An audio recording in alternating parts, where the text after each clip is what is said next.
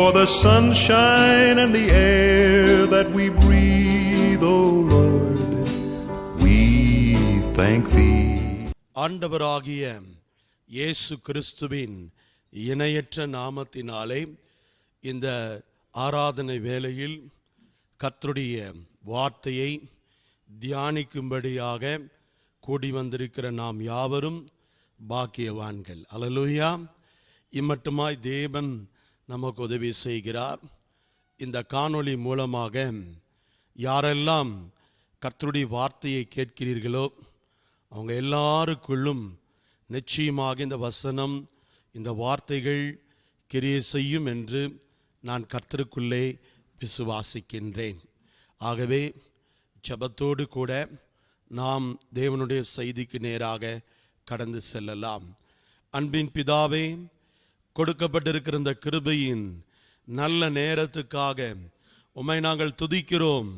ஆண்டவரே, உம்மை நாங்கள் ஸ்தோத்தரிக்கிறோம். ஆண்டவரே, இப்பொழுதும் உம்முடைய பரிசுத்த ஆவியானவருடைய வல்லமை, உம்முடைய பரிசுத்த ஆவியானவருடைய மகிமை எங்களுடைய வாழ்க்கையிலே அளவில்லாமல் இறங்கட்டும்.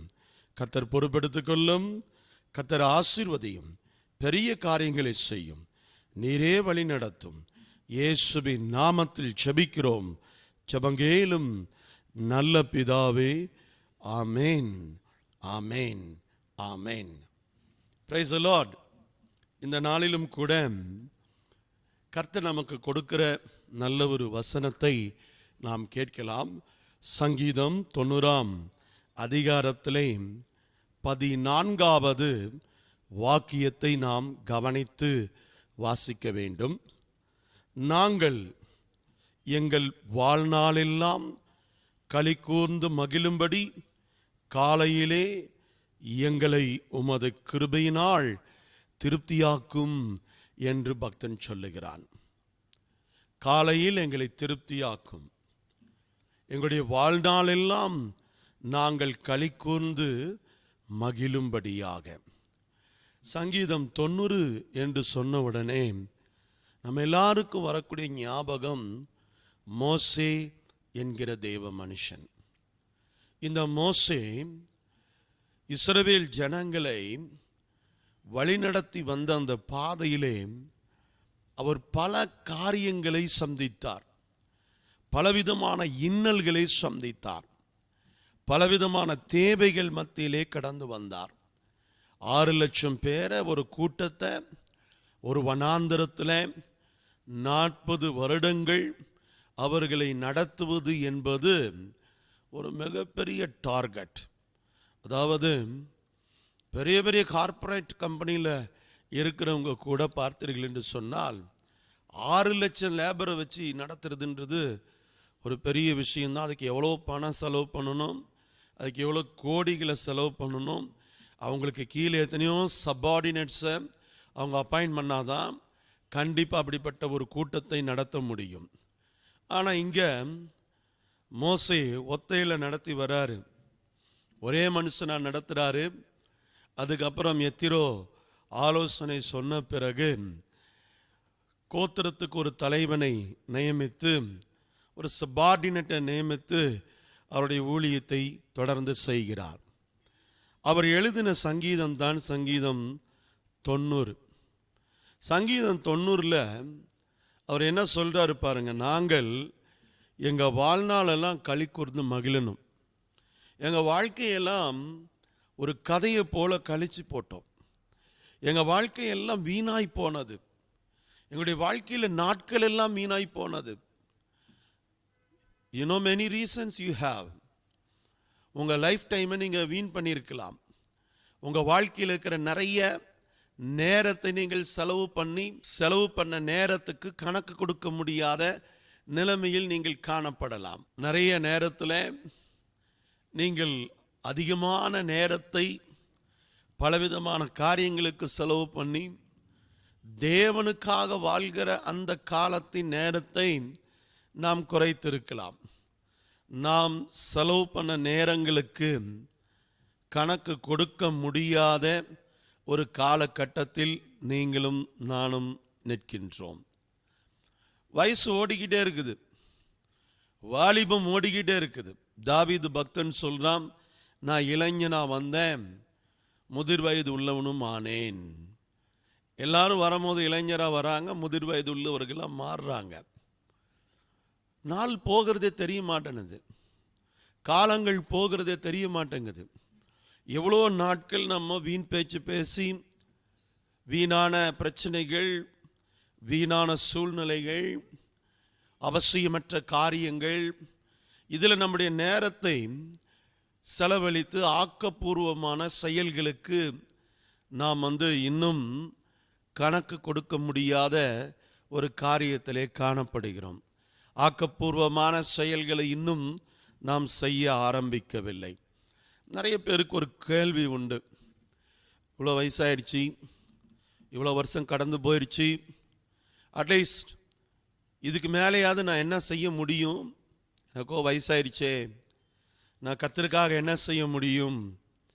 என் வாழ்க்கையில் நான் என்ன செய்ய முடியும்? அப்படின்ற ஒரு கேள்வி உங்களுக்குள்ளே எல்லாம் நிச்சயமாக வந்திருக்கும். 2 காரியத்தை இங்கே தீர்க்க தரிசனமாக ஆண்டவர் நம்முடைய சபைக்கு, தேவ ஜனங்களுக்கு என்று கர்த்தர் பேசுகிறார். என்னன்னா, 1 திருப்தியாக்கும் என்ற ஒரு வார்த்தை. 2வது 15ஆம் வசனத்தினுடைய கடைசி பகுதியில் இருக்கக்கூடிய மகிழ்ச்சியாக்கும்.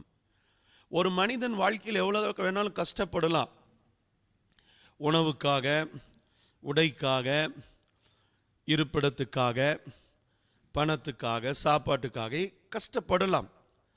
ஆனால் ஓரொரு மனிதனுடைய வாழ்க்கையிலும் திருப்தி என்ற ஒன்று அவனுடைய வாழ்க்கையிலே கடந்து வர வேண்டும். அதுவரை இந்த உலகத்தில் அவன் இந்த உலகத்தில் போராடிதான் ஆக வேண்டும். வாழ்க்கை என்பது ஒரு போராட்டம், போராட்டம் நிறைந்த ஒரு வாழ்க்கை. நீங்க நினைக்கிறீங்க இங்கிருந்து தப்பிச்சுட்டா இன்னொரு இடத்துல போய் சமாதானமா இருக்கலாம் அப்படின்னு. கிடையாது. இக்கரைக்கு அக்கறை பச்சை, அக்கறைக்கு இக்கரை பச்சை. உலகத்தில் உங்களுக்கு உபத்திரவம் உண்டு, திடன் கொள்ளுங்கள், நான் உலகத்தை ஜெயித்தேன் என்று நம்முடைய ஆண்டவர் திருவலம் பற்றியிருக்கிறார். அதனால வசனத்தை நீங்க நல்ல கவனிச்சு பாருங்க. திருப்தியாக்குற அனுபவம், மகிழ்ச்சியாக்குகிற அனுபவம். 15ஆம் வசனத்திலே மோசே சொல்றாரு, தேவரீர் எங்களை சிறுமைப்படுத்தின நாட்களுக்கும் நாங்கள் துன்பங்களை கண்ட வருஷங்களுக்கும் சரியாய் எங்களை மகிழ்ச்சியாக்கும், சரியாய் எங்களை மகிழ்ச்சியாக்கும். கவனிச்சிங்களா? என்னை மகிழ்ச்சியாக்குங்க. யார் மேல அவர் காரியத்தை சொல்றாரு? நாங்கள் அந்த சிறுமைப்பட்ட நாட்கள் என்று சொல்லுகிறார். சிறுமைப்பட்ட நாட்கள்னு சொல்றார். யார் சிறுமைப்படுத்தினாங்க? கர்த்தர் சிறுமைப்படுத்தினார் என்று சொல்லிதான் அந்த மக்கள் அறிந்திருந்தார்கள். ஆனால் அந்த சிறுமைக்கு பல பிழைகள் காரணமாக இருந்தது. Human errors. நம்முடைய வாழ்க்கையில் பிழைகள் என்பது மிகப்பெரிய ஒரு தாமதத்தை உண்டாக்கும் என்பதை நீங்கள் புரிந்து கொள்ளணும். Mistakes can delay your blessing, mistakes can delay your miracle, mistakes can delay your healings. உங்கள் வாழ்க்கையில் இருக்கக்கூடிய பிழைகள் ஆசீர்வாதத்தை, சுகத்தை, நன்மைகளை ஏதோ ஒரு விதத்திலே தள்ளி போடுவதற்கான ஒரு காரணமாக அமையும். So please understand. அதனால தான் அவர் சொல்றார், சிறுமைப்படுத்தப்பட்ட நாட்கள், நாங்கள் துன்பங்களை கண்ட அந்த வருஷங்கள். I think you mean about the 40 years in the wilderness. 40 வருடங்கள் அந்த வனாந்தர வாழ்க்கையை பற்றி தான் அவர் பேசுகிறார். Already we lost 40 years in my life. 40 வருடங்களை நான் கழித்து போட்டேன். மோசேயை தேவன் ஊழியத்துக்கு அழைக்கும் பொழுது நீங்கள் நன்கு கவனிக்கணும். 80 வயது, 40 வயதில் எகிப்திலிருந்து அவர் ஓடி போகிறார் மீதியான் தேசத்துக்கு. மோசேயினுடைய வாழ்க்கையை 3 பார்ட்டா நாம் பிரிக்க முடியும். முதல் 40 ஆண்டுகள் அவருடைய வாழ்க்கை ஒரு அரண்மனை வாழ்க்கை. He was lived like a prince. ஒரு இளவரசனை போல வாழ்ந்தார். அவருக்கு இல்லைன்றது ஒண்ணுமே இல்லை. அவர் அனுபவிக்காத சந்தோஷமே இருந்திருக்காது. பிகாஸ் எகிப்தினுடைய அரண்மனை வாழ்க்கைன்றது ஒரு சொகுசு வாழ்க்கை. The next 40 years he was a shepherd in the Midianite country. மீதியானர்களுடைய தேசத்திலே ஒரு மெய்ப்பனாக பணியாற்றின ஒரு காலங்கள். எல்லாருடைய வாழ்க்கையிலும் வரும். ஏற்றத்தாழ்வுகள் வரும், பின்மாற்றங்கள் வரும், உயரமான மேடுகள் வரும், ஆழமான பள்ளங்கள் நம்முடைய வாழ்க்கையில் வரும். ஆமென். நீங்க பார்த்தீர்கள் என்று சொன்னால் எரிகோ மதில் உயரமா இருந்துச்சு. துதித்து இடித்து தள்ளினார்கள் தேவனுடைய பிள்ளைகள். அது உயரமான பிரச்சனை. பள்ளமான ஆழமான ஒரு பிரச்சனை இருக்குது. நீதிமொழிகள் ஆண்டவர் சொல்றாரு, வேசி ஒரு ஆழமான படுகுழி என்று சொல்லுகிறார். ஒரு ஆவிக்குரிய மனுஷன், கர்த்தருடைய பிள்ளை, மேடா இருக்கக்கூடிய மழைய பெயர்க்கத்தக்க விசுவாசம் இருக்கணும். பள்ளங்களை கடந்து செல்லக்கூடிய பரிசுத்த ஜீவியமும் இருக்கணும். இது ரெண்டையும் பேலன்ஸ் பண்ணி நடப்பது தான் ஆவிக்குரிய வாழ்க்கை. உங்களுக்கு ஒரு உண்மையை நான் சொன்னா நீங்க ஆச்சரியப்படுவீங்க. ஆதி ஆகமத்தில் 30:30 யாக்கோப் என்ற மனுஷன் ஒரு கேள்வி கேட்டான் பாருங்க. லாபான் இடத்துல கேட்ட கேள்வி என்னன்னா, எல்லாருக்குள்ளேயும் இந்த வேட்கை இருக்குது, என் டைமை வேஸ்ட் பண்ணிட்டேன், ஆமென், என் வாழ்க்கையை நான் வேஸ்ட் பண்ணிட்டேன், என் டைமை வேஸ்ட் பண்ணிட்டேன், எதிர்காலத்தை வேஸ்ட் பண்ணிட்டேன், இதை நான் ஒரு 4 வருஷத்துக்கு முன்னால் செஞ்சிருந்தா நான் நல்லா இருந்திருப்பேனே. ஆமென். பிள்ளைகள் உன் வாழ்க்கையில் ஆசீர்வாதங்களை தள்ளி தள்ளி அது விலகி செல்ல செய்யும். வசனம் என்ன சொல்லுது பாருங்க, நான் வரும் முன்னே உமக்கு இருந்தது கொஞ்சம், நான் வந்த பின் கர்த்தர் உம்மை ஆசீர்வதித்ததினால் அது மிகவும் பெருகி இருக்கிறது. இனி நான் என் குடும்பத்திற்கு சம்பாத்தியம் பண்ணுவது எப்போது என்று சொல்லி கேட்கிறான். அவனுடைய லட்சியமே யாரு? ராகேல். ராகேல் ராகேல் ராகேல் ராகேல் ராகேல். காலை எழுந்தது முதல் இரவு படுக்கும் வரை அவன் மைண்ட் ஃபுல்லா இருந்தது ராகேல். அந்த ராகேலுக்காக 7 வருடம் ஒரு பணியாளராக லாபானுடைய வீட்டிலே பணி செய்யும்படியாக அமர்த்தப்பட்டார். சின்சியரா ஒர்க் பண்றார். எதுக்காக? ஒரு பெண்ணுக்காகவே ஒருத்தன் 7 வருஷம் சின்சியரா வேலை செஞ்சிருப்பான் அப்படின்னா எந்த அளவுக்கு அந்த பெண்ணை அவன் நேசிச்சிருப்பான் யோசிச்சு பாருங்க. ஆமென். ஆனால் அவனுக்கு திருமணத்தின் நாளன்று நடந்தது ஆள் மோசடி. ஆள் மோசடி வழக்குனா என்னன்னு உங்களுக்கு தெரியும். ஆமென். டோட்டலா ஆளையே மாற்றி மணவரைக்கு கொண்டு வந்துட்டாங்க. அது கூட அவன் கண்ணுக்கு தெரியாத அளவுக்கு காதல் அவனுடைய கண்களை மறைத்து விட்டது. அதனால தான் 2016 ஒரு வார்த்தையை நம்முடைய 5வது வால்யூம் காதல் கசந்ததே என்ற பாடலை எழுதும் போது, பாட்டலை எழுதியாச்சு, கம்போஸ் பண்ணியாச்சு, மியூசிக் பண்ணியாச்சு, ஸ்டுடியோவில் பாடலை பாடுவதற்கு ஒரு அருமையான சகோதரி வந்து உட்கார்ந்துருக்காங்க. இதுக்கு ஒரு வார்த்தை சொன்னால் நல்லா இருக்கும்னு மனசில் தோணுச்சு. அப்படியே ஜெபிச்சேன், என்ன சொல்லலாம் ஆண்டவரே அப்படின்னு. அன்றைக்கு எந்த வார்த்தையும் எனக்கு வரல. நான் இரவு என்னுடைய படுக்கைக்கு போயிட்டேன். ஸ்டுடியோவில் சொல்லிட்டு போனேன், நாளைக்கு வரேன், அது வரைக்கும் அந்த பார்ட்டை நிறுத்தி வைங்க அப்படின்னு சொல்லிட்டு. அடுத்த நாள் ரெக்கார்டிங்கில் வந்து ஜெபம் பண்ணேன். காதலை பற்றி 4 வார்த்தையை சொல்லுங்க ஆண்டவரே என்று. அப்போ இந்த வார்த்தை அப்படியே என்னுடைய கண்களுக்கு முன்பதாக வந்தது. காதலுக்கு கண் இல்லை, கண்கள் திறக்கப்பட்டவனுக்கு காதல் வருவதில்லை. என் நேசர் என்னுடையவர், நான் என்றென்றும் அவருடையவன். அப்போ காதலே வரக்கூடாதா அப்படின்னு கேட்டால், அதுக்கான இடம், அதற்கான வயது, அதற்கான வரைமுறை இருக்குது. அந்த வரைமுறையின் அடிப்படையில் உட்பட்டு இருப்பதுதான் வேதத்தின் அடிப்படையிலானது. ஆமென். ஆனா இவருக்கு மனவரியில பெண்ணை மாற்றியதே கண்டுபிடிக்க முடியலன்னா அப்ப பாருங்க அவர் எவ்வளவு பெரிய மயக்கத்தில் இருப்பார். நான் எங்க வாலிபர்கள் கிட்ட, திருமணத்துக்கு வந்து பேசுற இளைஞர்கள் கிட்ட சொல்லுவேன், பாஸ்டர் அப்படி பாஸ்டர் இப்படி பாஸ்டர்னு என்கிட்ட சொல்லுவாங்க. நான் சொல்லுவேன், நீ மயக்கத்தில் இருக்கிற. கல்யாணம் ஆகி ஒரு 6 மாதம் கழித்து தான் இந்த மயக்கம் தெளியும். அனஸ்தீசியாலேயே பவர்ஃபுல் அனஸ்தீசியா. ஆப்ரேஷன் தியேட்டரில் உனக்கு கொடுக்குற அனஸ்தீசியா 3 மணி நேரம் 5 மணி நேரம் 8 மணி நேரத்தில் சரியாயிடும். ஆனால் இந்த அனஸ்தீசியா இருக்கு பாரு, 6 மாதம் கழித்து தான் தெளியும். அதனால் இப்போ ஒன்றும் பேசாதப்பா, அப்புறம் பேசிக்கலாம் அப்படின்வேன். இன்னைக்கு வாழ்க்கையை கழித்து போட்டவர்கள், ஒரு பெண்ணுக்காக வாழ்க்கையை கழித்து போட்டவன்.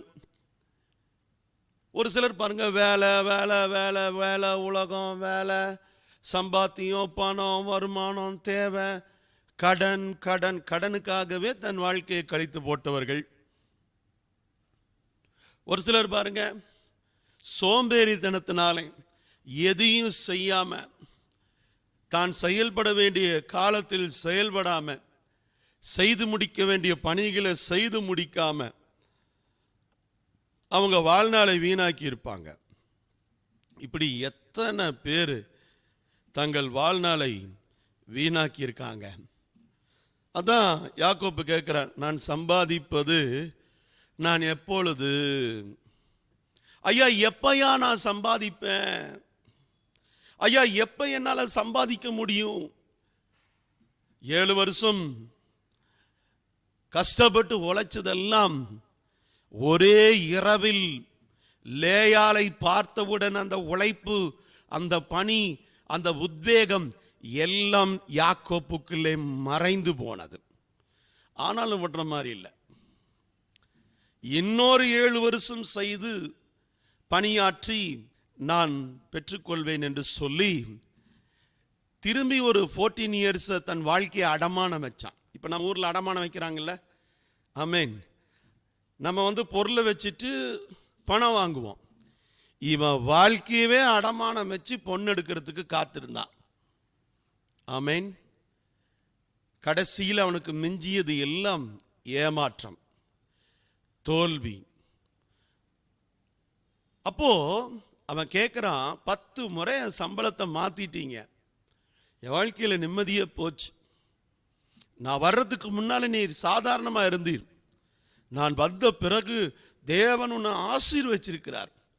ஆனால் உமக்கோ மனமும் எனக்கு கொடுக்கக்கூடிய அந்த இறுதியும் இல்லை. இனி என் காலத்தை நான் வீணாக்க முடியாது, என் குடும்பத்துக்காக நான் சம்பாதிப்பது எப்போது என்று சொல்லி அவன் அந்த வீட்டை விட்டு புறப்படக்கூடிய காலங்கள் அவனுடைய வாழ்க்கையில் வருது. ஆண்டவர் சொல்றார், எழுந்து பெத்தேலுக்கு போ. Go to Bethel. Bethel அது தேவனுடைய வீடு, அங்கே கடந்து செல் என்று ஆண்டவர் சொல்லுகிறார். சகோதரனே, சகோதரியே, நம்முடைய வாழ்க்கையில் பல கேள்வி. நம்ம லைஃபை தொலைச்சிட்டோமே, நம்ம வாழ்க்கையை தொலைச்சிட்டோமே. இன்னைக்கு நிறைய பேர் கல்யாணம் பண்ணிட்டு சொல்லிட்டு இருக்கிறான், என் வாழ்க்கை 10 வருஷம் போச்சுடா. ஆமென். எப்படா போச்சு? அது ஏன்டா நல்ல பேச்சுலராக சந்தோஷமாக இருந்தேன், தெரியாமல் போய் ஒரு இடத்துல கல்யாணம் பண்ணி மாட்டிவிட்டேன், லைஃபே போச்சு. ஆமென். தலைமுடியெல்லாம் நரைச்சி போச்சு, முடியெல்லாம் கொட்டி போச்சு, வயசாகி போச்சு. இதுக்கு மேலே போய் என்னத்தை செய்ய சொல்கிற? இதுக்கு மேலே எனக்கு உழைக்கிறதுக்கு பலன் இல்லை, இதுக்கு மேலே எனக்கு உழைக்கிறதுக்கு பலன் இல்லை. உக்ரண்டக்காரன் சொன்னான் பாருங்க, எனக்கு உழைக்கிறதுக்கு பலன் இல்லைன்னு. இதுக்கு மேலே எனக்கு உழைக்க பலன் இல்லை. அதனால் அவன் எடுக்கக்கூடிய முடிவு என்ன தெரியுமா? பொய்யான மாய்மாலமான ஒரு வாழ்க்கையை அவன் தேர்ந்தெடுப்பான். அதுதான் போலியான உக்ரானத்துவம். உக்ரானக்காரன்கிட்ட கணக்கு கேட்கும் போது கணக்கு கொடுக்கணும். அப்படி தப்பா கணக்கு கொடுத்தா எஜமானன் தண்டிப்பார். எஜமானன் தண்டித்தா வாழ முடியாது. எஜமானன் தண்டித்தால் வாழ முடியாது, அந்த இடத்துல நிம்மதியாக இருக்க முடியாது. அப்ப வெளியில போய் வேலை செய்யறதுக்கு எனக்கு பலன் இல்லைன்னு சொல்றான். உண்மையான வார்த்தை. இன்னைக்கு நிறைய பேர் தங்கள் வாழ்க்கையை தொலைத்து விட்டு, தங்கள் வாழ்க்கையிலே நாட்களை அவர்கள் அழித்து விட்டு, கடைசியில் அவங்க என்ன தெரியுமா சொல்றாங்க? கர்த்தருடைய பிள்ளைகள், என் லைஃப் போச்சு, என் வாழ்க்கை போச்சு, என் காலங்கள் போய்விட்டது அப்படின்னு சொல்லிட்டு. அப்படிதான் இருக்கிற கொஞ்ச நஞ்சம் மிச்ச காலத்தையாவது சரியா பயன்படுத்துறீங்களா? அதுவும் கிடையாது. அதுவும் எவனும் சொற்பார் பேச்சை கேட்டு, எவனோ ஒருத்தன் சொல்லுவான், அதை கேட்டு இன்னும் இருக்கிற மிச்ச காலத்தையும் தொலைக்கிறதுக்கு ஒரு கூட்டம் அலைஞ்சிக்கிட்டு இருக்குது. அந்த மிச்ச காலங்களையாவது கர்த்தருடைய சமூகத்தில் நான் என்ன செய்யணும், எப்படி வாழணும் அப்படின்றதை குறித்த அந்த ஒரு தெளிவு, அந்த ஒரு வெளிப்பாடு ஒவ்வொரு மனிதனுக்கும் தேவைப்படுகிறது. அதனால தான் இந்த சங்கீதம் 90 ஜெபத்தில் அருமையான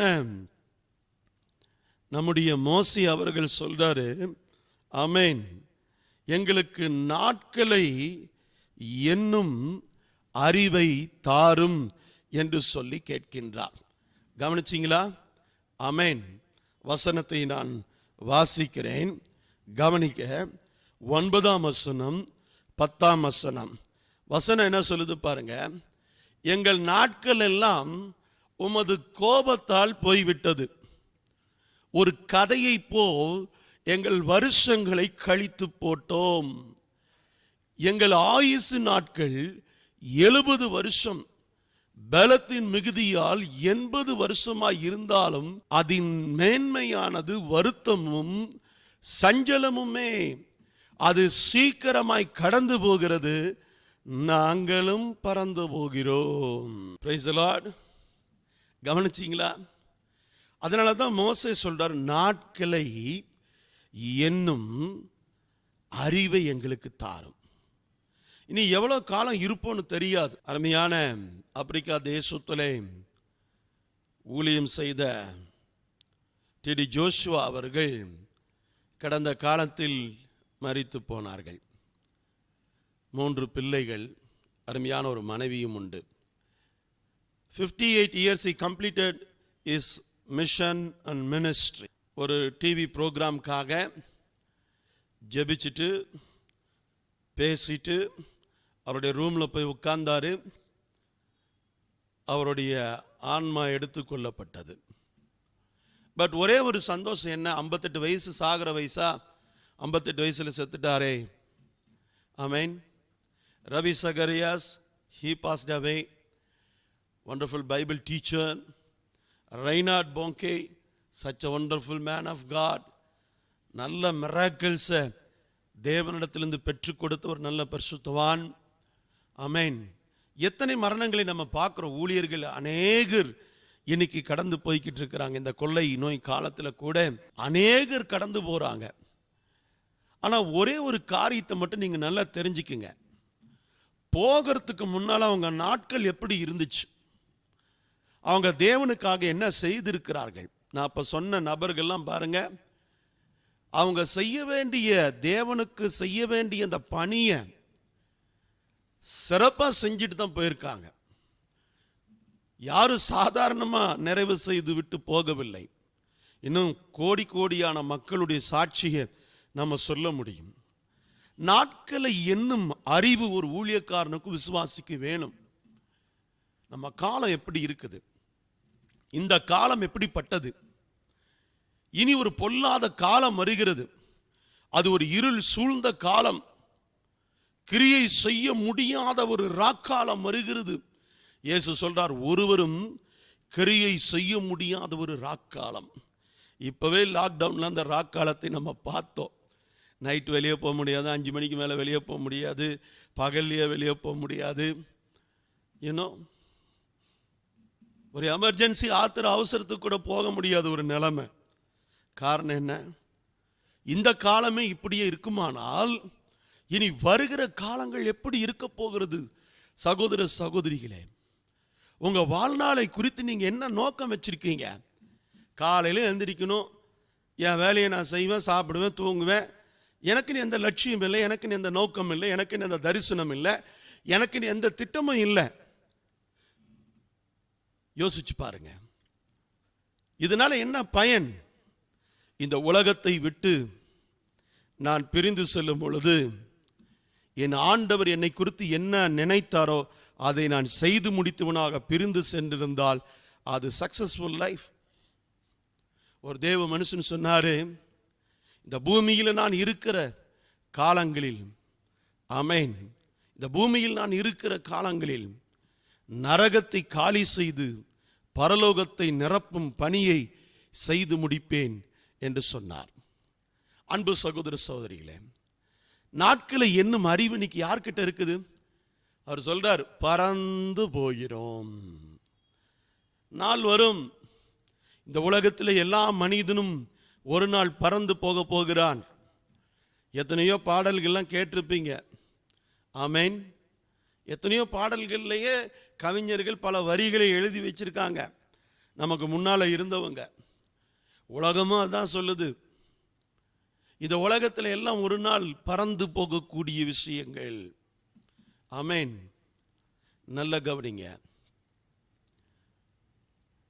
உங்க காலத்தை வீணாக்கிட்டு, ராகேலுக்காக 7 வருஷம், ஆமென், வீணாக்கி அங்க லேயால் வந்து மாட்டிக்கிட்டா 14 வருஷத்தை வீணாக்கி, ஆமென். அப்படிதான் அந்த ராகேலோட அவனால வாழ முடிஞ்சிச்சா? இல்லைங்க, பிரசவத்தில் பொட்டுன்னு போயிட்டாளுங்க, நினைச்சே பார்க்க முடியலைங்க. அவன் அவ்வளவு நேசித்த அந்த வாழ்க்கை அவனை விட்டு போய்விட்டது. ஏன் போச்சு? அதுக்கு பல காரணம் இருக்குது. நான் தான் சொன்னேன் பார்த்தீங்களா, ஹியூமன் எரர்ஸ், பிழைகள் இருக்கும். அப்போ போனதுக்கு பிறகு அவள் பறந்து போனாலே, என்னை மறந்து போனாலே அப்படின்னு சொல்லி நம்ம கவலைப்பட்டு வருத்தப்பட்டு இனி ஒன்றும் ஆக போகிறது இல்லை.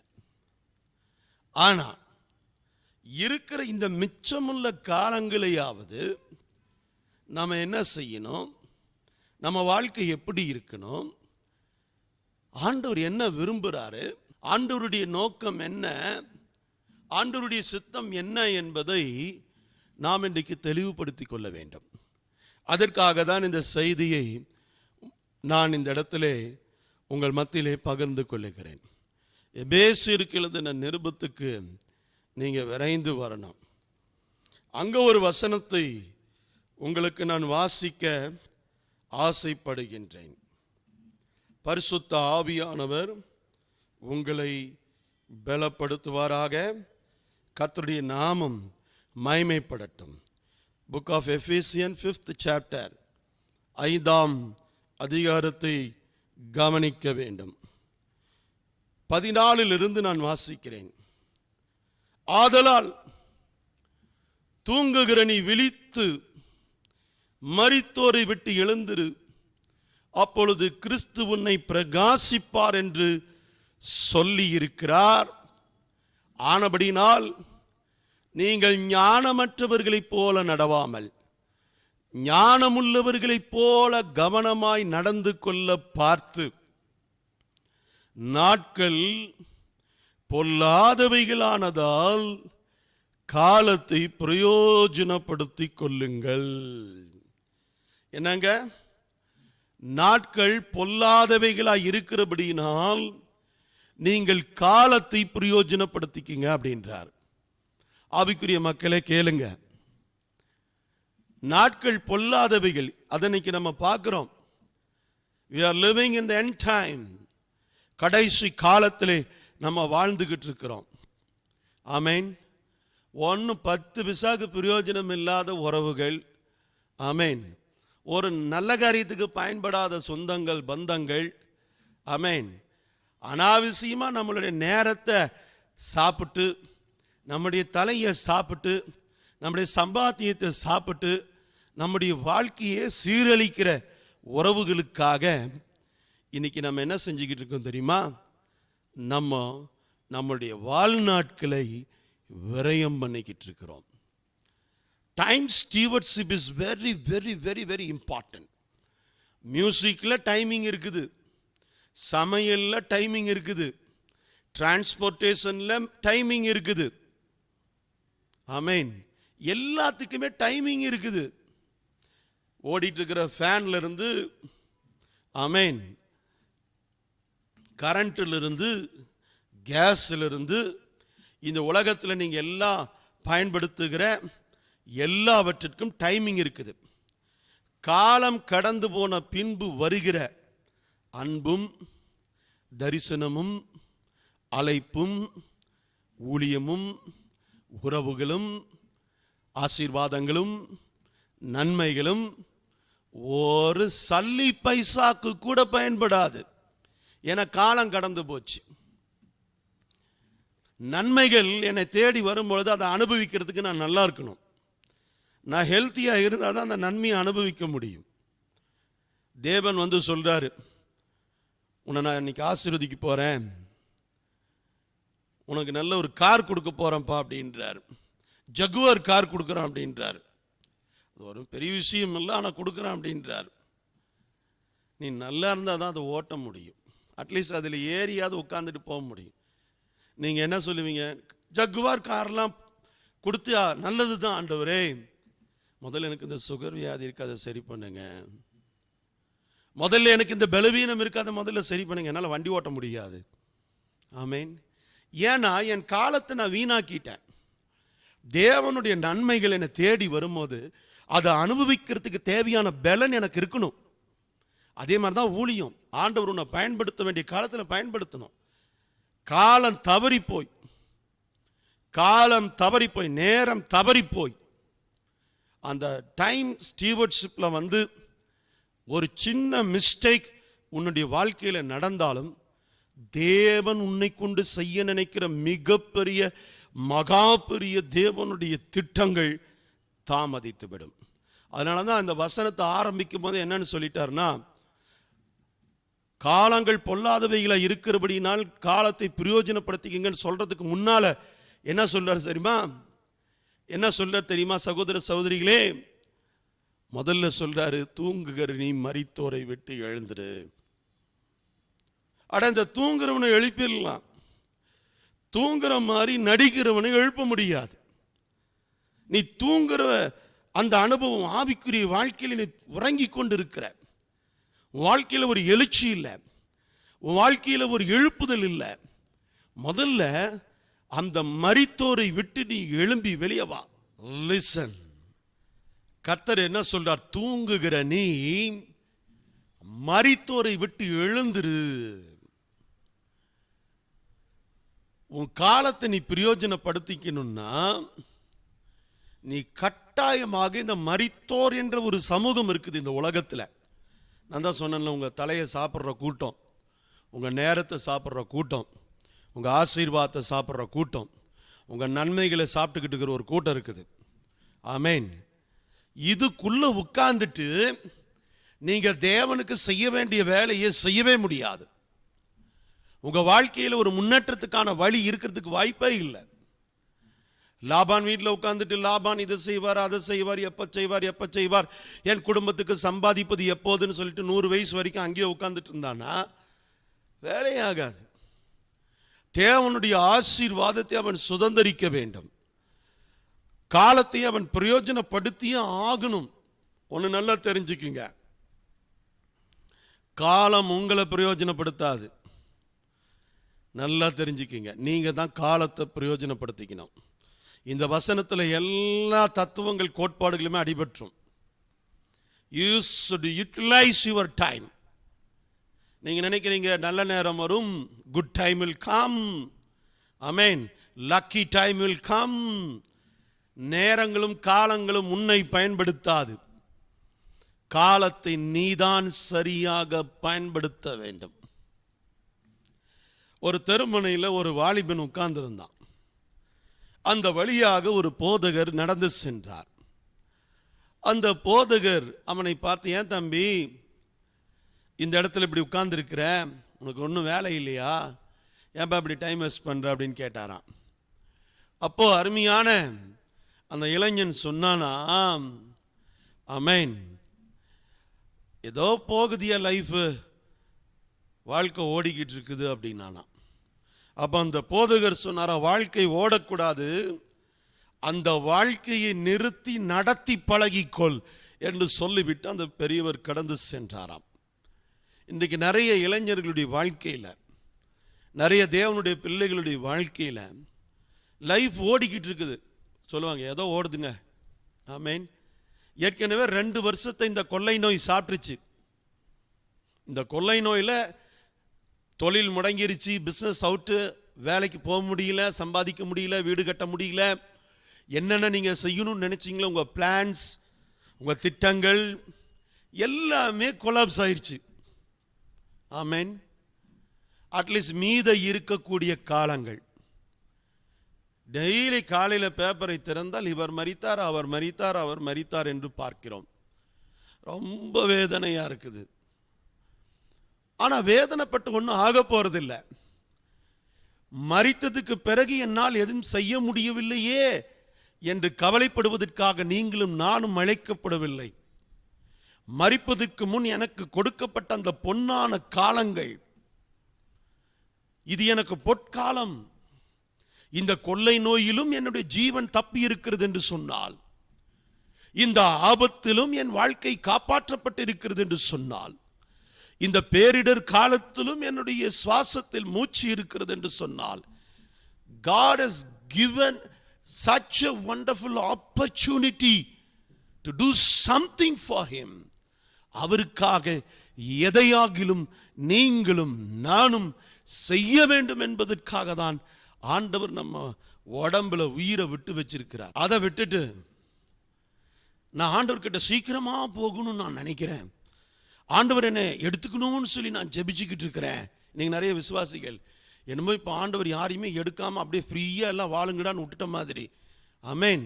நான் தான் சொன்னேன்ல, நியூஸ் பேப்பரை திறந்தா, ஆமென், ஃபேஸ்புக்கை ஓப்பன் பண்ணா, ஆமென், rip rip rip rip rip rip rip rip rip, rest in peace, rest in piece.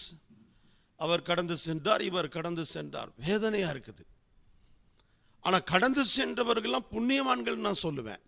அவங்க காலத்தில் அவங்க பணியாற்றிட்டு போயிருந்தாங்கன்னா நிச்சயமாக சொல்கிறேன், they are blessed people. But what about you and me? இன்னும் இந்த உலகத்தில் எனக்கு ஜீவன் ஒட்டிக்கிட்டு இருக்குது அப்படின்னா, இன்னும் இந்த உடம்புல ஜீவன் இருக்கிறது என்று சொன்னால், God want to tell some message to you. ஆண்டவர் உன்னுடைய வாழ்க்கையில் ஒரு செய்தியை உனக்கு சொல்ல விரும்புகிறார். அந்த செய்தி என்ன தெரியுமா? இருக்கிற இந்த காலத்தையாவது நீ பிரயோஜனப்படுத்திக்கொள். ஒரு பெரிய பணக்காரன் ஆஸ்தியை சம்பாதிக்கிறான், தன் உள்ளத்திலே சொல்லுகிறான். வேதத்திலே பார்க்கிறோம், என்னன்னு சொல்றான்? என் ஆத்துமாவை புசித்து குடித்து நீ இளைப்பாரி சந்தோஷமாயிரு, உன் வாழ்நாளுக்கு தேவையானது எல்லாம் நீ சம்பாதித்து விட்டாய் என்று சொன்ன பொழுது ஆண்டவர் அவனுக்கு சொன்ன வார்த்தை, மதிகேடனே, இன்று இரவு உன் ஆத்துமா எடுத்துக்கொள்ளப்படுமாயின் நீ என்ன செய்வாய்? இன்று இரவு அப்படின்றார். அங்க கூட டைம் ஃபிக்ஸ் பண்றார். காலம் பொன் போன்றது, ஆமென், கடமை கண் போன்றது.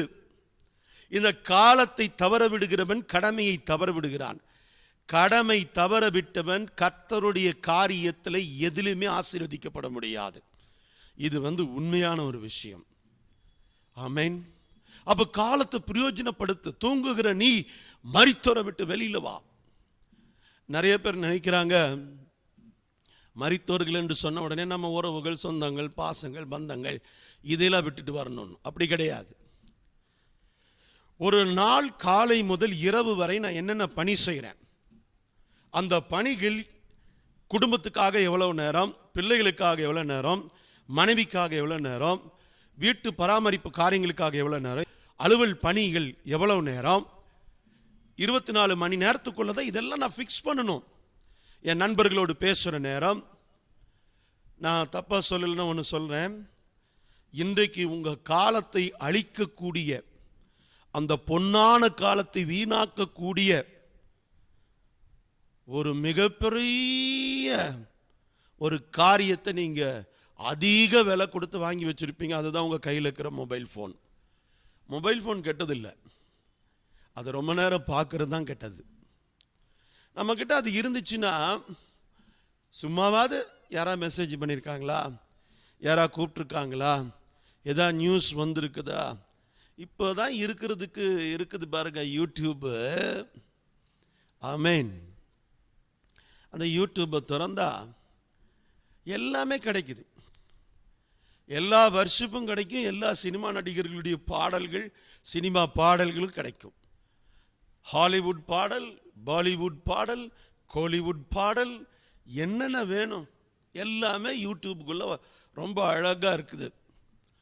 கொஞ்ச நேரம் ஆவியானவரோடு, கொஞ்ச நேரம் கோலிவுட்டோடு, பாலிவுட்டோடு, ஹாலிவுட்டோடு நம்முடைய ஜாலிவுட் போய்கிட்டு இருக்கும்.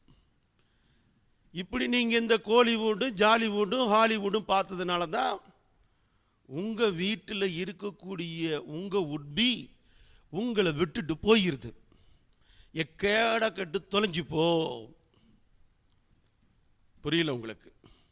நீ என் கூட நேரம் செலவு பண்ண மாட்டேன்ற. இன்னைக்கு குடும்பத்தில் போய் கேளுங்க, யாருமே இதுக்கு விதிவிலக்கு இல்லை. பிள்ளைங்க என்ன சொல்லுது, எங்கள் அப்பா என் கூட டைமே ஸ்பெண்ட் பண்ண மாட்டார். ஒய்ஃப் என்ன சொல்லுது, ஆமேன், என் வீட்டுக்கார் எப்போ பார்த்தாலும் பிஸி தான், என் கூடலாம் அவர் டைமே ஸ்பெண்ட் பண்ண மாட்டார். மனைவியை போய் கேளுங்க, ஆமேன், மனைவியை கேளுங்க, அப்படி தான் சொல்லுவாங்க. கணவர்கிட்ட போய் கேளுங்க, கணவர் என்ன தெரியுமா சொல்லுவார், என் கூட பேசுகிறதுக்கு எனக்கு யாருமே இல்லை, always I am sitting alone. This is the family, this is the family. யோசிச்சு பாருங்க. பேசுறது கூட ஃபோனை பார்த்துட்டே தான் பேசுகிறாங்க, பதில் பேசுறது கூட ஃபோனை பார்த்துட்டே தான் பதில் பேசுகிறாங்க. அட, வீட்டுக்கு பெருக்கிறதுக்கு ஒரு வேலைக்கார பிள்ளை வருது, அந்த வேலைக்கார பிள்ளை கூட என்ன செய்யுதுன்னா ஃபோனை பார்த்துட்டே தான் வீட்டை பெருக்குது. இது ஃபோன் அளவா பெருக்கணும், வீட்டை பெருக்கிட்டு இருக்குது. எதை பார்த்துட்டு? ஃபோனை பார்த்துட்டு. சரி, இதுதான் பரவாயில்ல, வண்டி ஓட்டுறான், கரணம் தப்புனா மரணம், விபத்து, ஆபத்து, எத்தனையோ போர்டை பார்க்குறோம், ஃபோனை பார்த்துட்டே வளைக்கிறான். அப்படியே ஃபோனை பார்த்துட்டே வளைக்கிறான். ஆமேன். இல்லை பாஸ்டர், ஃபோனில் தான் நேவிகேட்டர் இருக்குது. ஆமாம், அந்த நேவிகேட்டர் ஆன் பண்ணிட்டு போகிறான், நல்லது தான். அதில் ஒரு மெசேஜ் வந்து டடங் டங் அப்படின்னு நிற்கும். அது என்ன, யார் அனுப்பிச்சிருக்காங்கன்னு பார்க்குற நேரத்துக்குள்ளே லாரிக்காரன் நம்மளை பதம் பார்த்துருவான். காலம் ரொம்ப கவனமாக ஹேண்டில் பண்ணக்கூடிய ஒரு விஷயம். இங்கே பாருங்க, உங்கள் வாழ்க்கையில் நீங்கள் எதை ஹேண்டில் பண்ணீங்களோ இல்லையோ, உங்கள் காலத்தை, உங்கள் டைமிங்கை இனி சரியாக ஹேண்டில் பண்ணால் மட்டும்தான் மீதம் இருக்கிற காலங்களில் தேவனுக்காக நீங்கள் ஏதாகிலும் செய்ய முடியும். டைம் வேஸ்ட் பண்ணிடாதீங்க. ஆமேன். அதே மாதிரி ஒன்றுக்கே முக்கியத்துவத்தை கொடுத்து, குடும்பம் குடும்பம் குடும்பம் குடும்பம்னு ஒருத்தன் குடும்பத்துக்கே முக்கியத்துவம் கொடுப்பான். ஒரு சிலர் பாருங்க, ஊழியம் ஊழியம் ஊழியம் ஊழியம் ஊழியம் ஊழியத்துக்கே முக்கியத்துவம் கொடுப்பான். பாலங்கிச்சோ அவர்கள் ஊழியத்தை முடிச்சுட்டு வீட்டுக்கு போனோன்னு பிள்ளைங்க சொல்லிச்சு, பிரைஸ் தி லார்ட் பாஸ்டர் அப்படின்னு. யாரை பார்த்து? அப்பாவை பார்த்து. அப்பாவை பார்த்து பிள்ளைகள் சொல்லிச்சு, பிரைஸ் தி லார்ட் பாஸ்டர் அப்படின்னு. இன்னைக்கு நிலைமை அப்படி தான் இருக்குது. அந்த அளவுக்கு இன்வால்மெண்ட் ஆகி குடும்பத்தை மறந்துடுமா, வேலைக்கு போனால் குடும்பத்தை மறந்துடுமா, குடும்பத்துக்கிட்ட வந்தால் வேலையை மறந்துடுமா. ஆமேன். ஆண்டவர்கிட்ட வந்தால் குடும்பத்தை மறந்துடுமா, குடும்பத்துக்கிட்ட வந்தால் ஆண்டவரை மறந்துடுமா. மாறி மாறி. இதனால தான் இன்றைக்கு நம்முடைய வாழ்க்கையில தேவன் நம்மை கொண்டு செய்ய போகிற அந்த மகா பெரிய பணி இன்னைக்கு தாமதிக்கிறது, தள்ளி போகிறது. ஆமென். அதனால காலம் கடந்த பிறகு நீங்க யோசிச்சு பிரயோஜனம் இல்லை. அந்த காலத்தை சரியா பயன்படுத்தணும். இன்றைக்கு நான் இன்னும் ஊழியம் பண்றேன். 20 வருடங்களுக்கு முன்பதாக கிராமமாக மாவட்டங்கள் தோறும், மாநிலங்கள் தோறும், தேசங்கள் தோறும் கடந்து சென்று நடந்து சென்று பல இடங்களில் நடக்க தான் விட்டாங்க.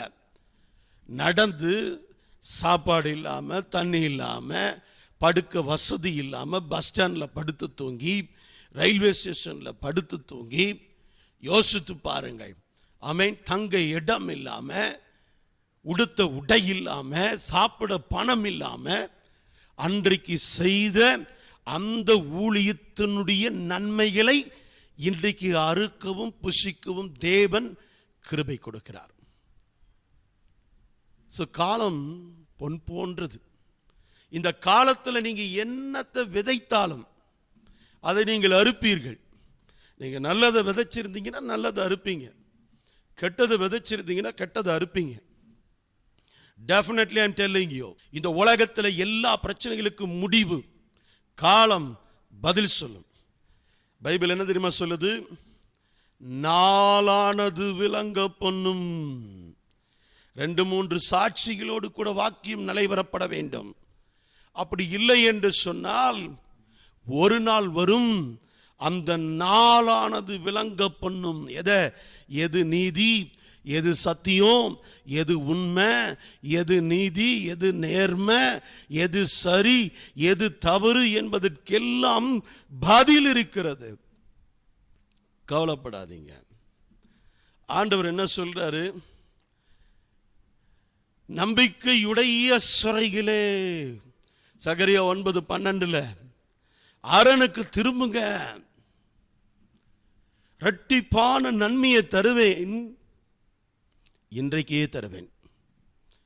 அது கூட டைம் ஃபிக்ஸ் பண்றாரு பாருங்க, காலம் இருக்குது. அதுக்கு கூட நீ திரும்புறதுக்கு ஒரு காலம் இருக்குது. பிரசங்கி சொல்றார் 3ஆம் அதிகாரத்தில், ஒவ்வொன்றிற்கும் ஒரு காலம் இருக்கிறது. நகைக்கு ஒரு காலம் இருக்கிறது, அழ ஒரு காலம் இருக்கிறது, சிரிக்க ஒரு காலம் இருக்கிறது. எல்லாவற்றிற்கும் ஒரு காலம் இருக்குதுப்பா. அந்த காலத்துக்குள்ளே அந்த காரியத்தை கச்சிதமாய் செய்து முடிக்கிறவன் தான் தேவனால் கிருபை பெற்றவன். தேவனால் கிருபை பெற்றவன். உண்மையிலேயே தப்பா எடுத்துக்கலன்னா உங்களுக்கு ஒரு உண்மையை சொல்றேன். நீங்களாம் எக்ஸாம் எழுதியிருப்பீங்க நிறைய பேர். ஆமென். இந்த எக்ஸாமில் பாருங்க 3 மணி நேரம் நமக்கு டைம் கொடுப்பாங்க, எழுதிக்கிட்டே இருப்போம். அதில் பார்த்தீர்கள் என்று சொன்னால் எழுத எழுத எழுத எழுத எழுத எழுத எழுதிக்கிட்டே இருப்போம். 1 hour அப்படின்னுவாரு ஆசிரியர், சொல்லுவார் அரை மணி நேரம் தான் இருக்கிறது, 30 நிமிடங்கள் உண்டு அப்படின்னுவார். நமக்கு கொஸ்டின் 3 கொஸ்டின் 4 கொஸ்டின் இருக்கும் எழுதுறதுக்கு. ஃபர்ஸ்ட் எழுதுகிற ஹேண்ட் ரைட்டிங்லாம் பாரு அழகா இருக்கும். 2வது பேஜ் 3வது பேஜ் வரும்போது ஹேண்ட் ரைட்டிங் சும்மா கோழிக்கு இருக்கிற மாதிரி இருக்கும். ஆமென். 4வது பேஜ் 5வது பேஜ் 6வது பேஜ் வரும்போதுல அந்நிய பாஷையில தான் எழுதுவான். ஏன்னா டைம் முடிய போகுது. கடைசியா டைம் ஓவர் அப்படின்னு சொல்லிட்டு பெல் அடிக்கும். ஆசிரியர் எல்லார்கிட்ட இருந்தும் ஆன்சர் சீட் வாங்கும்போது ஒரு சிலர் முகத்தை பார்க்கணுமே. ஆமென். தீஞ்சு போன கச்சாயம் மாதிரி அவங்களுடைய முகம் சுருங்கி போய் வருமா எக்ஸாம் ஆள விட்டு. ஏன்டா சோகமா வர? இல்லடா மாப்பிள்ள, அதுக்குள்ள பேப்பரை வாங்கிட்டான். யாரு? அதுக்குள்ள அவன் பேப்பரை வாங்கல. அவன் பேப்பரை வாங்கிறதுக்குள்ள நீ எழுத வேண்டியதை எழுதல தம்பி. ஆமென். ஐயோ, இந்த எக்ஸாம் ஹாலில் நடக்கிற கூத்தெல்லாம் கேட்டீங்கன்னா, ஆமென், நம்பரை தப்பா போட்டுருங்க, ரப்பர் கொண்டு வந்திருக்காது அதை அழிக்கிறதுக்கு. பேனா ஒன்றுக்கு 2 பேனா கொண்டு வந்திருக்க மாட்டாங்க. ஒன்று எழுதாம டபக்குன்னு பாதியில் நின்றும், பிரேக் ஃபெயிலியர் ஆகி நின்றும். ஆமேன். அதுக்கு 5 நிமிஷம் அலையும், பேனா ஒன்று கொடுங்க, பேனா ஒன்று கொடுங்கன்னு. குடிக்கிறதுக்கு தண்ணி பாட்டில் நான் கொண்டு போய் என்னுடைய எம்ஏ எக்ஸாமில் வைத்து விட்டு, நமக்கு குடிக்க தண்ணி வேணும் எக்ஸாம் டைமில் அப்படின்னு சொல்லிட்டு பத்திரமா வச்சுருக்கேன். எக்ஸாம் எழுதிட்டு இருக்கும்போது பார்க்குற ஒரு 4-5 டேபிள் தள்ளி நிறைய பிள்ளைங்க வச்சு குடிச்சிட்டு இருக்குது, கலர் கலராக ஒரு பாட்டிலை வச்சு. என்னடா இது, நம்ம பாட்டில் மாதிரி தெரியுதே, போய் கேட்கவா முடியும்? எக்ஸாம் டைமில் எழுந்திருச்சு குடிச்சிட்டு அங்கேயே வச்சுட்டாங்க. பாதியில் நான் தண்ணி குடிக்கலன்னு பாட்டிலை தேடுறேன், பாட்டிலை காணோம். என்னுடைய இன்ஸ்ட்ரக்டர்கிட்ட கூப்பிட்டு நான் சொல்கிறதுக்கு சங்கடம். பாட்டிலை கொண்டு வந்தேன் காணோன்னு சொன்னால், முதல்ல எக்ஸாம் எழுதியா அப்படின்வாங்க. ஆமேன். அப்புறம் போய் என்னுடைய பாட்டிலை தேடி எடுத்தேன். எல்லா எக்ஸாம்லையும் இது நடந்திருக்குது. வர்றவன் ஒரு தண்ணியை கொண்டு வர மாட்டான், ஒரு பேனாவை கரெக்டாக கொண்டு வர மாட்டான், ஒரு ரப்பரை கரெக்டாக கொண்டு வர மாட்டான். வர்ற டைமிங் அதே மாதிரி தான். எக்ஸாம் ஆரம்பித்து 15 நிமிஷம் கழிச்சு வருவான். 2 கொஸ்டின் அவனால் எழுத முடியாது. ஆமேன். அப்போ யோசிச்சு பாருங்க, இப்படி தான் நம்ம வாழ்க்கையை முடியணுமா? படிக்கும் போது தான் இந்த அவல நிலைமை நமக்கு. பாதியில் பேப்பரை கொடுத்துட்டு வந்த மாதிரி இப்போ பாதியில் வாழ்க்கையை ஜீவனை கொடுக்குறோம். இயேசு சொன்னார், கல்வாரி சிலுவையில் எல்லாம் முடிந்ததுன்னு, அப்புறம் ஜீவனை விட்டார்னு இருக்குது. நாம் இன்னும் எதுவுமே முடியல, பட் இந்தாங்க எடுத்துக்கங்கன்னு கொடுக்குற நிலைமைக்கு நம்ம வாழ்க்கை போய்கிட்டு இருக்குது. இது தேவையா? யோசித்துப்பார். காலத்தை பயன்படுத்திக்கொள். ஆண்டவர் ஜீவனை கொடுக்கும்போது சொல்றார், எல்லாம் முடிந்தது, ஐ finished. கடவுள் என்கிட்ட, பிதா என்னிடத்தில் கொடுத்த அந்த பணியை நான் நிறைவு செய்து விட்டேன் என்று சொல்லி கொடுக்கிறார். அன்பு சகோதர சகோதரிகளே, இந்த நாட்களை என்னும் அறிவு இன்றைக்கு எத்தனை மக்களிடத்தில் காணப்படுகிறது? யோசித்து பாருங்கள். சங்கீதத்துக்கு நீங்கள் விரைந்து வரணும். பரிசுத்த ஆவியானவர் உங்களுக்கு உதவி செய்வாராக. ஒரு வசனத்தை கூட உங்களுக்கு நான் அடையாளப்படுத்தி இந்த செய்தியை நான் நிறைவு செய்ய ஆசைப்படுகிறேன். கர்த்தர் நமக்கு பெரிய காரியங்களை செய்வாராக. ஆமென். ஆண்டவருடைய நாமம் மைமைப்படட்டும். என் அன்பு சகோதரனே, கவனிங்க. சங்கீதம் 34 நீங்கள் திருப்பிக் கொள்ளுங்கள். ஆமென். நன்மையை காணும்படி ஜீவனை விரும்பி நீடித்த நாட்களை அபேட்சிக்கிற மனுஷன் யார்? இங்க பாருங்க, ஆசிரியர் எப்படி டைம் முடிஞ்சோன்னு பேப்பரை வாங்கினாரோ அதே மாதிரி நம்ம டைம் முடியும் போது நம்ம ஆத்மாவை வாங்கிறதுக்கு தேவ தூதர்கள் இறங்கி வந்துடுவாங்க. கிளம்புங்கய்யா, டைம் ஆயிடுச்சு, கூட்டிகிட்டு வர சொல்லியிருக்காரியா அப்படின்னு. ஆமேன். பேப்பரை அவர் வாங்கிட்டாருன்னு சொல்ல முடியாது, ஆத்மாவை அவர் எடுத்துட்டாருன்னு அவரை குறை சொல்ல முடியாது. எனக்கு நியமிக்கப்பட்ட காலம் இதுதான். இந்த நியமிக்கப்பட்ட காலத்துக்குள்ள எனக்கு கொடுக்கப்பட்ட பணியை முடிக்கணும். எனக்கு கொடுக்கப்பட்ட பொறுப்பு. ஊழியம் மட்டும் நான் பேசல, குடும்பம் இருக்குது, பிள்ளைகள் இருக்கிறாங்க, மனைவி இருக்கிறாங்க. அவங்களுக்கு தேவையான எல்லா காரியத்தை செட்டில் பண்ணி எல்லாம் முடிச்சுட்டு சந்தோஷமா மகிழ்ச்சியா, ஆமேன், கடைசி காலங்களில் கஷ்டப்படக்கூடாது. அப்படியே ஸ்தோத்திரம் பண்ணி, அப்படியே பாடி, அப்படியே ஆராதிச்சுட்டு ஆண்டவரோடு போய் சேர்ந்துடணும். ஆமேன். காலம் பொன் போன்றது, கடமை கண் போன்றது. எத்தனை பேர் சொல்ல முடியும் ஒரு அல்லேலூயா? ஆமேன். கர்த்தர் நல்லவர். கவனிங்க, பக்தன் என்ன சொல்லுகிறான்? என்னுடைய காலங்கள் உம்முடைய கைகளில் இருக்கிறது என்று சொல்லுகிறான். என் காலங்கள் உம்முடைய கைகளில் இருக்கிறது, என் நாட்கள் உம்முடைய கைகளில் இருக்கிறது, என் எதிர்காலம் உடைய கைகளில் இருக்கிறது. இனி நான் ஒரு நிமிஷம் கூட என்னுடைய வாழ்க்கையில் நான் வீணடிக்க முடியாது. அதனால தான் சொல்லுவேன், தூங்குறதுக்கு டைம் ஃபிக்ஸ் பண்ணுங்க, வேலை செய்யறதுக்கான டைமை ஃபிக்ஸ் பண்ணுங்க, ஃபேமிலியோடு ஸ்பெண்ட் பண்ணக்கூடிய டைமை ஃபிக்ஸ் பண்ணுங்க. குழந்தைகளை பராமரிக்கிற நேரத்தை ஃபிக்ஸ் பண்ணுங்க. உங்களுடைய ஹெல்த், உடற்பயிற்சி போன்ற காரியங்களுக்கு உங்களுடைய நேரத்தை நீங்கள் டைமை கரெக்டாக ஃபிக்ஸ் பண்ணுங்க. தேவனோடு இருக்கக்கூடிய அந்த உறவு, ஜெபஜீவியம், வேத வாசிப்பு, கர்த்தருடைய காரியம், இதுக்கான சரியான நேரங்களை நீங்கள் ஒதுக்குங்கள். எழுத முடிந்தால் எழுதுங்கள், பாடல் எழுதலாம், இசையமைக்கலாம், புத்தகங்களை எழுதலாம், செய்திகளை ஆயத்தப்படுத்தலாம், ஆலோசனைகள் வழங்கலாம். ஏதோ ஒரு காரியத்தில் கர்த்தர் உங்களுக்கு என்ன டேலண்ட் கொடுத்துருக்கிறாரோ அதில் நீங்கள் உங்கள் டைமை ஸ்பெண்ட் பண்ண ஆரம்பிங்க. எதுக்காக இது சொல்கிறேன்? காலங்கள் கர்த்தருடைய கைகளில் இருக்கிறது. 100% ஐம் ஷியோர் கர்த்தர் ஒரு நாள் கூட லேட்டாக வந்து என்னை கூட்டிகிட்டு போக மாட்டார். சொன்ன டைமுக்கு ஷார்ப்பாக சரியாக வந்து நிற்பார். கிளம்பு அப்படின்வார்.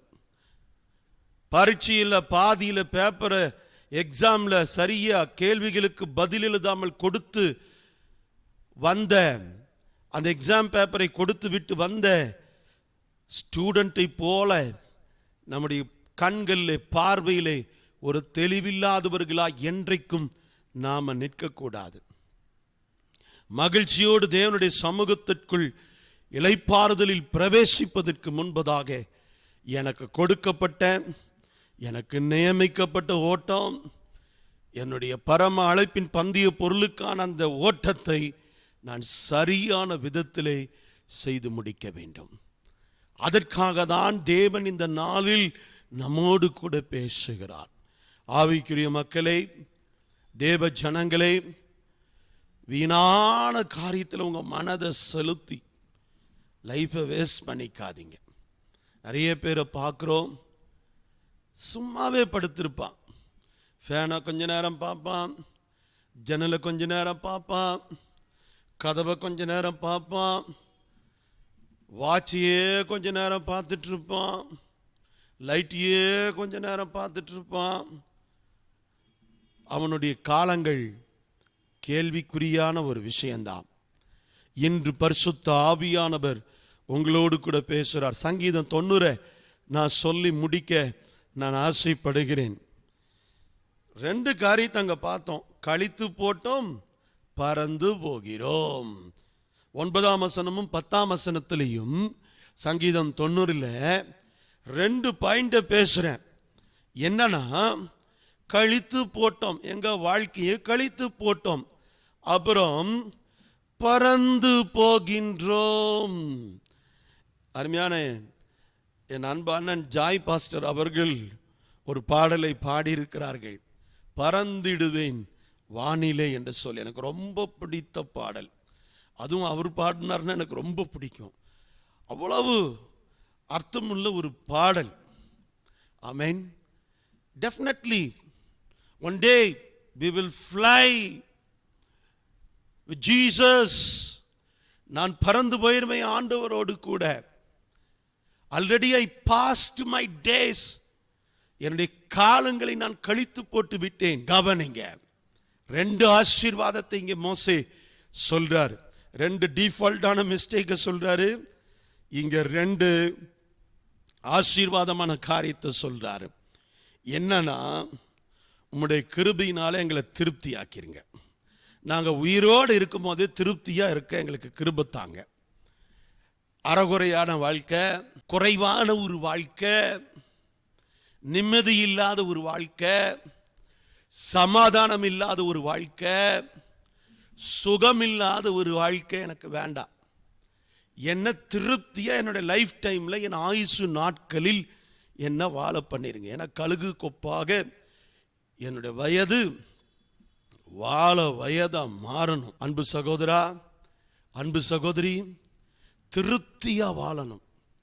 எனக்கு 30 வருஷமோ 50 வருஷமோ 100 வருஷமோ எனக்கு ஆண்டவர் எவ்வளவு வச்சிருக்காரு எனக்கு தெரியாது, எனக்கு தெரியாது. ஆனா நான் இருக்கிற காலத்தில் என்னை திருப்தியாக்கும். இதுதான் மோசேயினுடைய ஒரு மிகப்பெரிய வேண்டுதல். 2வது அவர் சொல்றாரு, சரியா எங்களை மகிழ்ச்சியாக்கும். ஆமென். கழித்து போட்டு பறந்து போகிற எங்க வாழ்க்கையில திருப்தியாக்கி மகிழ்ச்சியாக்கும் என்பதுதான் சங்கீதம் 90. சொல்லுங்க பார்க்கலாம், என் கூட சேர்ந்து சொல்லுவீங்களா? கழித்து போட்டு பறந்து போகும் இந்த வாழ்க்கையில் திருப்தியாக்கி எங்களை மகிழ்ச்சியாக்கும், இதுவே சங்கீதம் 90. இந்த சங்கீதம் 90 படிக்கும் போது என் உள்ளத்தில் இந்த வார்த்தைகளை தான் ஆண்டவர் பேசினார். ஆண்டவர் உணர்த்துறாரு. God insisting me to talk about our life. காலம் பொன் போன்றது, கடமை கண் போன்றது. ஆகவே கர்த்தருடைய பிள்ளைகள், இந்த செய்தியை கேட்கிற பிள்ளைகள், வயசாயிருச்சு, காலம் போயிடுச்சுன்னு கவலைப்படாத. அட்லீஸ்ட் இருக்கிற மீதமுள்ள காலத்திலாவது சரியா என் வாழ்க்கையை நிறைவு செய்ய எனக்கு கிருபையை தாங்கன்னு ஆண்டவர்கிட்ட கேளுங்க. இல்லை இப்போதான் நான் ஆரம்பிக்கிறேன் என் வாழ்க்கையை அப்படின்னு சொன்னா தைரியமா ஆரம்பிங்க, தைரியமா ஆரம்பிங்க. தேவன் உங்களை பலப்படுத்துவார். நிறைய இந்த திருமணம் பண்றவங்களுக்குள்ள ஒரு பயமாயி போச்சு. ஆமென். நிறைய பேர் அப்படி என்கிட்ட சொன்னாங்க. அதனால சொல்றேன், எல்லாம் பொட்டுன்னு போய்கிட்டு இருக்கிறாங்க, எல்லாம் வாழ்ந்து முடிச்சிட்டாங்க, நாங்க இப்பதான் வாழ்க்கையே பண்ணலாம் ஆரம்பிக்கலான்னு சொல்லிட்டு நாங்க வரன்களை தேடிட்டு இருக்கிறோம். இனி எங்க காலம் எப்படி இருக்குமோ பாஸ்டர், எங்க எதிர்காலம்லாம் எப்படி இருக்குமோ, என்ன நடக்குமோ தெரியல. எதுவும் நடக்காது, எல்லாம் நல்லதா தான் நடக்கும். தைரியமா இறங்கி செயல்படுங்க, தைரியமா இறங்கி ஊழியம் பண்ணுங்க, தைரியமா இறங்கி தேவ ராஜ்யத்துக்கு மகிமையா வாழ்க்கையை நடத்துங்க. கர்த்தர் உங்களை அபரிவிதமா ஆசீர்வதித்து ஆண்டவர் அவருடைய நாமத்தை மகிமைப்படுத்துவாராக. நாம் ஜெபிக்கலாமா? Price the Lord. எல்லாரும் கண்களை மூடி கர்த்தரை ஸ்தோத்திரம் பண்ணலாம். அன்பின் இயேசு சுவாமி, கொடுக்கப்பட்டிருக்கிற இந்த கிருபையின் நல்ல நேரத்துக்காக நாங்கள் நன்றி சொல்லுகிறோம். அப்பா, இருந்தவரும் இருக்கிறவரும் வருகிறவரும் ஆகிய இயேசு கிறிஸ்துவின் நாமத்தினாலே ஆண்டவரே, நீர் எங்களை ஆசீர்வதிக்கும்படியாய் நாங்கள் ஜெபிக்கிறோம். தேவரீர், நீர் பெரிய காரியங்களை செய்வீராக, தீமைகளை விலக்கி போடுவீராக. எங்களுக்கு நாட்களை இன்னும் அறிவை கொடுத்து கர்த்தர் எங்களை வழி நடத்துவீராக சுவாமி. இனி முட்டாள்தனமாக எங்கள் காலங்களை வீணாக்காமல், எங்கள் வாழ்நாட்களை நாங்கள் வீணாக்காமல், நாங்கள் தேவ சுத்தத்தை செய்யத்தக்கதாக தேவரீர் எங்களுக்கு கிருபையும் பலத்தையும் கொடுத்து எங்களை ஆசீர்வதிப்பீராக. அப்பா, எங்களுக்கு பலத்தின் மிகுதியினால 80 என்று வேதம் சொல்லுகிறது. அந்த 80ஐயும் கடந்து செல்ல கிருபை தாரும். அதை விசுவாசிக்கிறோம், அதை நம்புகிறோம், அதை அறிக்கை செய்கிறோம். ஆண்டவரே, நீரே பொறுப்பெடுத்துக் கொள்ளும், நீரே ஆசீர்வதியும். இயேசுவின் நாமத்தில் பிதாவே, ஆமென், ஆமென், ஆமென். God bless you.